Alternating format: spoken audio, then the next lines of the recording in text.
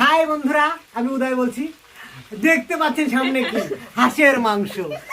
হাঁসের মাংস অতীব টেস্টি। আজকে জম্পেশ ফ্লেভার পাচ্ছি। আমি বাইরে দিয়ে যাচ্ছিলাম, যাইতে পাশেই দেখি ঘ্রাণ চলে আসতেছে। আমি ছুটে চলে আসলাম, গিন্নিকে বললাম কি করছো, বলতেছে আমি হাঁসের মাংস রান্না করছি। আসলে হাঁসের মাংস রান্না হচ্ছে আজকে, খুব মজা করে আমরা খাবো সবাই মিলে। দেখি দেখি কি রান্না করছো তুমি? হাঁসের মাংস। ওয়াও, আসলে এটা দেখতে যেমন ডিলিশিয়াস, আশা করি খাইতেও খুব টেস্টি হবে।